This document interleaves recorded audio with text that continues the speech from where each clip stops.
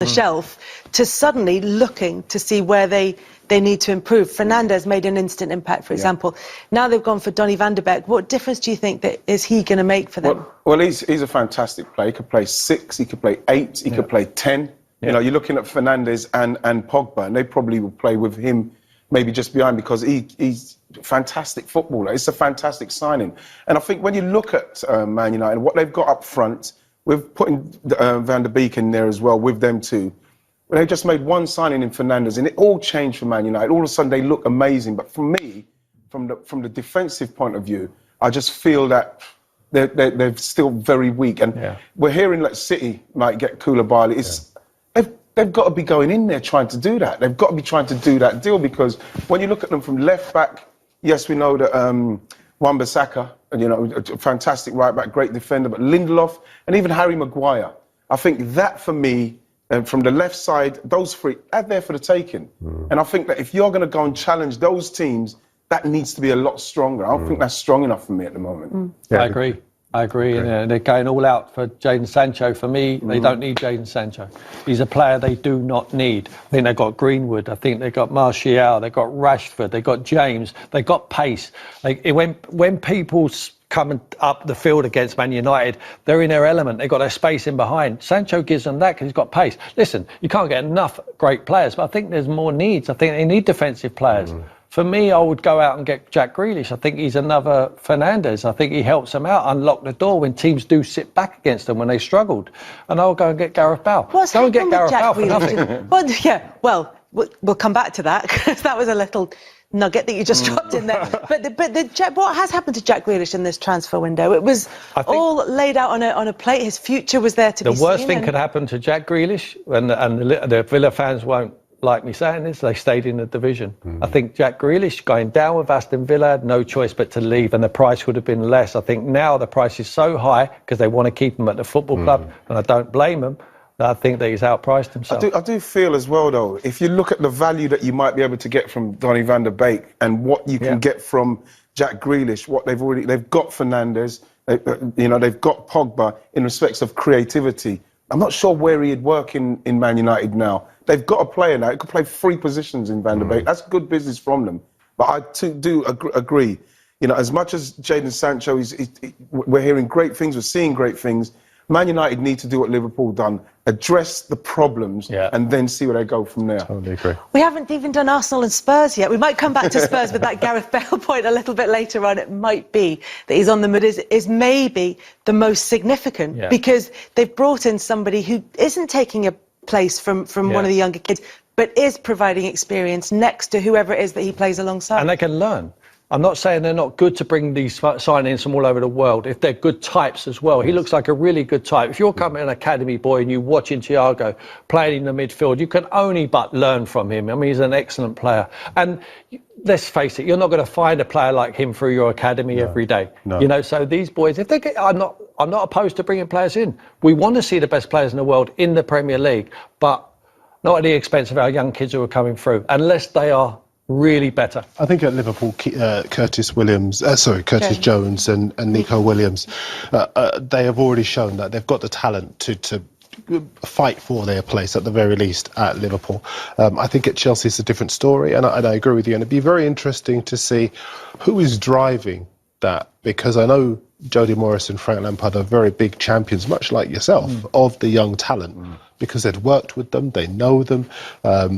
That Mason Mount and Tammy Abraham have thrived under them, and he's done a terrific man management job with them as well. So it's interesting whether he wants that, or whether Marina and Roman want those high caliber players because they're back in the Champions League and they feel that they need to be. Having said that, they do have some really exciting, really expensive talent coming in that we are all desperate to see. Yeah, absolutely. I think that this guy, Timo Werner, for a start, like Darren, you rightly mentioned the goal he scored, and I watched him in the premium that competition before the World Cup, when he was out there with Germany with Goretzka and all those guys, and you watch him and you think to yourself, you can see what it is. What is it? I mean, it's the goal he scored against Spain. What's so good about him that makes it's the sharpness, it's the clinic, it's just how clinical he is, and he's got. When you look at the way he is, you know, when you look at a strike, you say he knows he's going to score. He's got a kind of a kind of persona about him where you feel like, yeah, I'm going to Chelsea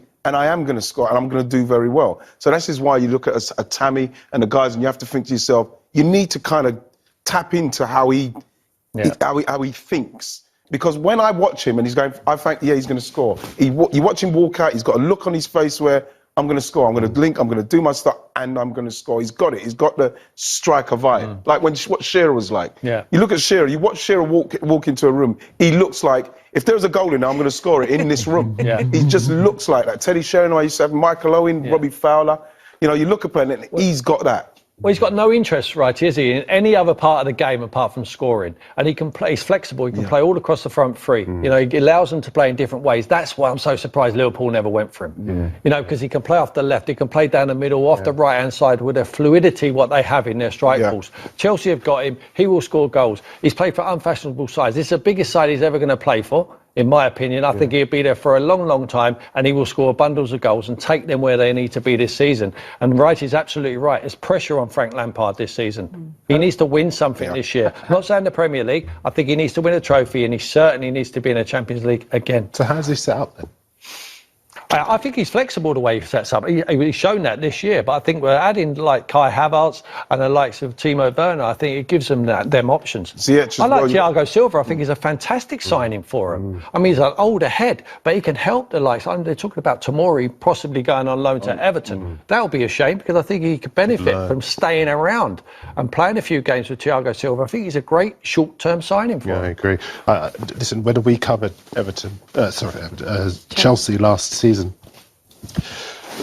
the one aspect of Chelsea that is always existent is the pressure on the manager, and Lampard handled it particularly well.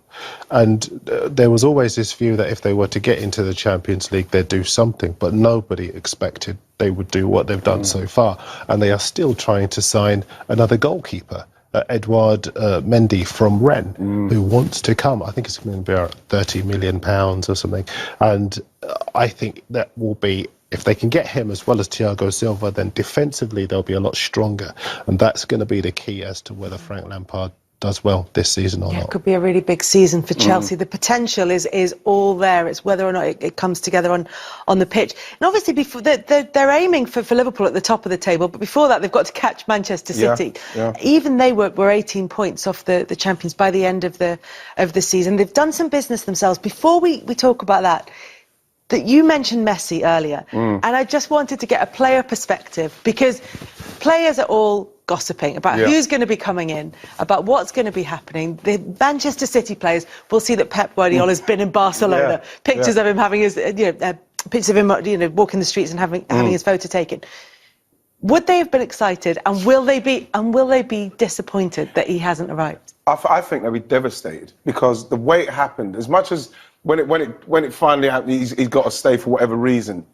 I didn't think it would get that far with Messi. That it was because I started to think, oh my gosh, it's going to happen. He might leave, and if he's going to, we all kept looking for reasons why it wouldn't happen, why he would stay at Barcelona. And then in the end, obviously, it was a financial thing, whatever reason. But the fact is, as a player, it's like when Dennis was coming. We heard that Dennis Bergkamp might be coming to Arsenal as a team. We just heard it as the season was. David Dean was saying, and so it was getting stronger and stronger. When it happened, literally the phone, everybody's phoning. Dennis is there, and when we went and saw him at training, everybody wanted to train. Everybody trained 20-30% better. That kind of signing and the excitement that it creates, it makes you play. Look what happened to it. Dennis changed everything for us, and we knew we were going to win things with him.